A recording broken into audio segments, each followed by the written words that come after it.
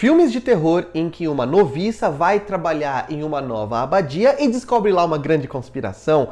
Os filmes desse subgênero já podem ser colocados, na minha opinião, na mesma prateleira dos filmes de Casa Mal-Assombrada, porque todos os anos vários filmes com essa mesma estrutura são lançados, alguns bons, outros ruins, e Imaculada, que está sendo lançado logo depois de A Primeira Profecia, que é um filme que tem mais ou menos a mesma premissa, segue a cartilha desse subgênero de uma maneira bastante fiel. Ele tem todos os elementos narrativos, estéticos e também visuais desse tipo de filme. É óbvio que ele vai guardar uma revelação lá para o terceiro ato, mas até a gente chegar nessa grande reviravolta, até a gente entender qual é a grande conspiração, a gente precisa assistir a um filme que é bastante genérico. E esse filme aqui faz algo que eu já vinha falando sobre isso em vários vídeos anteriores, que é hipersexualizar a Sydney Sweeney, que é uma das atrizes que estão mais em voga no momento. Você não consegue assistir a muitos filmes contemporâneos sem ver a cara dela, mas ela tem sido muito hipersexualizada, normalmente por diretores homens, como o Michael Mohan, que é o diretor desse filme aqui. Como em nenhum outro filme de terror que você já tenha visto, contém ironia, Cecília, Sydney Sweeney, é uma noviça americana que é transferida para um convento tradicional no interior da Itália, apenas para desvendar segredos diabólicos. Eu sou um grande fã de filmes de terror, vocês devem perceber isso, porque eu trago muitas críticas de filmes desse gênero aqui pro canal, mas eu não sei vocês, eu fico muito decepcionado quando um filme de terror começa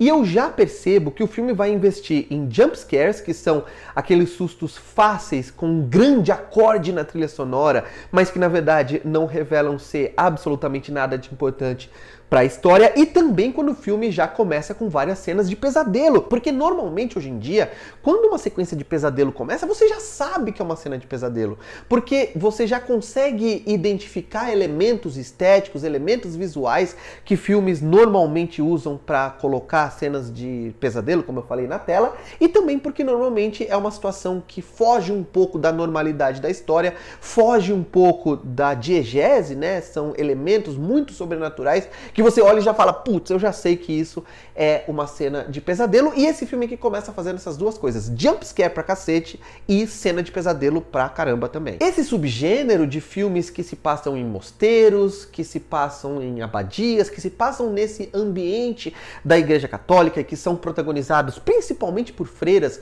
Eu não sei se vocês percebem isso, mas tem muito mais filmes protagonizados por freiras do que por frades, do que por seminaristas, por exemplo.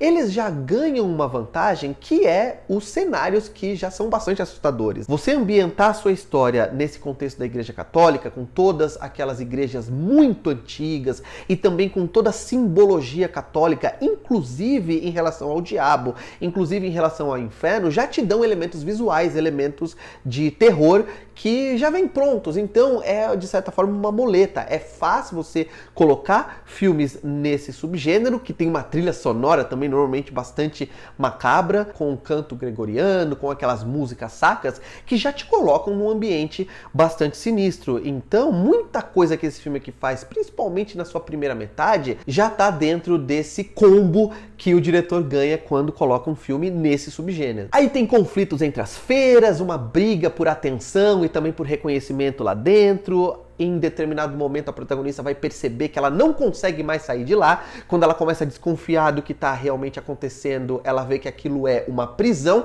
E aí que está a pergunta-chave. O que está acontecendo nessa história? E aqui é claro que eu vou entrar em alguns spoilers. Sim, A Primeira Profecia, a grande revelação é que tinha uma parte da Igreja Católica que estava empenhada em forçar o nascimento do anticristo, e a justificativa era que a juventude ia voltar os seus olhos para Deus, porque o medo que esse anticristo, né, que o filho do diabo ia gerar nas pessoas, ia torná-las mais religiosas novamente e ia dar mais poder para a Igreja Católica de novo. Aqui a revelação é o oposto. A Igreja Católica estaria conspirando para promover o novo nascimento do Messias, a reencarnação de Jesus. E daí o título Imaculada. Seria como se eles estivessem forçando uma daquelas meninas, uma daquelas noviças, através de experimentos científicos, experimentos médicos macabros que ecoam experimentos nazistas a se tornarem uma nova versão da Virgem Maria, da Santa Imaculada. Eu gosto de como essa revelação traz alguns momentos de gore, alguns momentos de terror mais explícitos que, na minha opinião,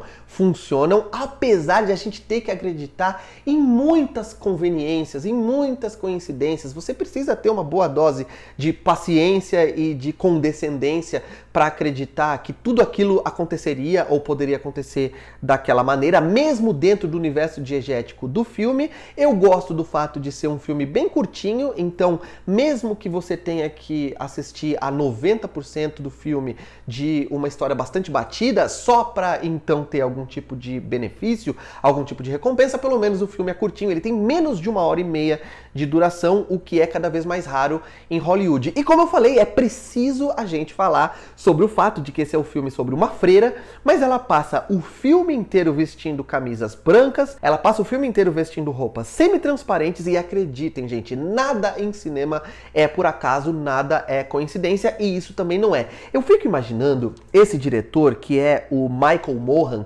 conversando com os figurinistas, seja o figurinista principal ou a líder do departamento de figurinos, né? Tem muitas mulheres que trabalham nessa área em Hollywood e falando, olha só, gente, chega aqui, vamos lá, eu preciso dar uma instrução para vocês. Óbvio que vocês vão usar todas as roupas, todos os figurinos da Igreja Católica, vocês sabem o que fazer, vocês fazem a sua pesquisa, mas eu só tenho uma exigência. A Sydney Sweeney, que é conhecida em Hollywood por ser uma atriz peituda, precisa passar o filme inteiro, mesmo sendo uma freira, vestindo roupas semi-transparentes e brancas, e se vocês puderem fazer com que os bicos dos seios estejam sempre bastante entumecidos, garantam isso, seja lá como for. Eu tenho certeza absoluta que esse tipo de diálogo aconteceu e isso é uma atitude no mínimo reprovável. É inacreditável o que acontece, a sexualização, a sensualização que eles fazem com uma freira nesse filme aqui. Enfim, de forma geral, é um filme, como vocês podem ter percebido, bem irregular, que tem uma ou outra coisa mais legal, um ou outro elemento mais interessante, mas que empalidece ainda mais, sendo lançado tão próximo à Primeira Profecia, que é um filme infinitamente melhor. Se vocês assistirem ao filme, venham aqui me dizer se vocês gostaram, não gostaram, concordam ou discordam dos pontos que eu apresentei nessa crítica. Não se esqueçam de dar um like no vídeo, se inscrever no canal, isso me ajuda muito para que o YouTube entregue o conteúdo para mais pessoas. Cliquem no sininho em sempre para que vocês possam receber a notificação de todos os vídeos que eu produzo e publico aqui no canal. E por hoje é isso. Um abraço. Tchau.